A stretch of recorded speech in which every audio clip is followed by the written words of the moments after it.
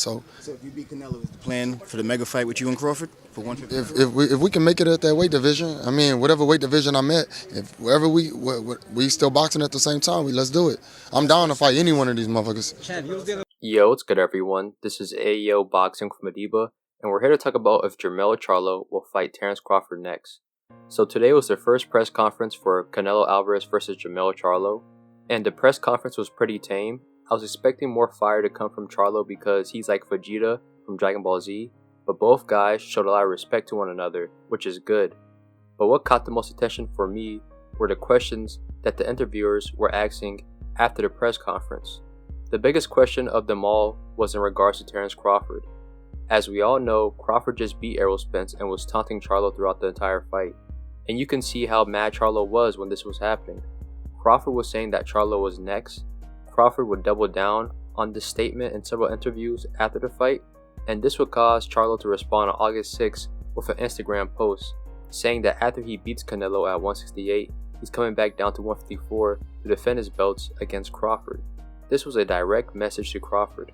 However, when asked today about the Crawford fight, Jermell gave an indirect answer.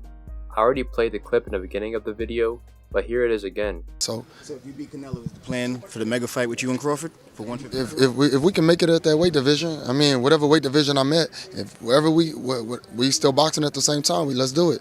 I'm down to fight any one of these motherfuckers. After hearing that, it sounds like he's unsure if he'll come back to 154. You have to remember that the WBO has recently stripped Jermell of his WBO title at 154 due to him not fighting his mandatory, which is Tim Tszyu. If he comes back down to 154, he'll be a unified champion, not undisputed, and this could be discouraging for him to drop back down to 154. I understand it. Furthermore, Charlo made some statements about him fighting at 168 in his weight.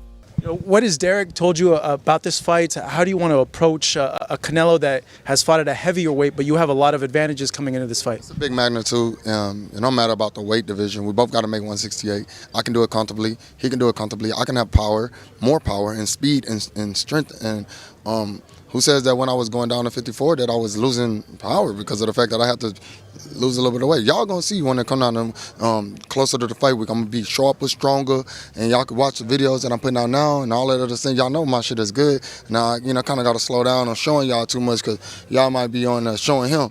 But he watching, he see it. Charlo's essentially saying that he has no problem fighting at 168 and that he will feel better in all aspects fighting at 168 because he's not cutting that much weight. And this makes sense because Charlo is a big dude.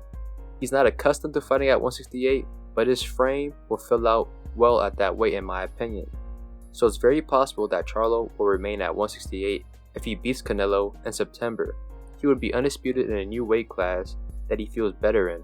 Furthermore, there will be other mega fights that he can make, such as against David Benavidez.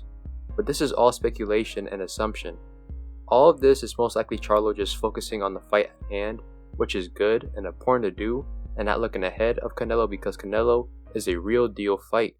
And if Canelo beats Charlo, then I guarantee you that Charlo will go back down to 154. But if that happens, will Charlo want to fight Crawford after coming off a loss? That's a whole different story.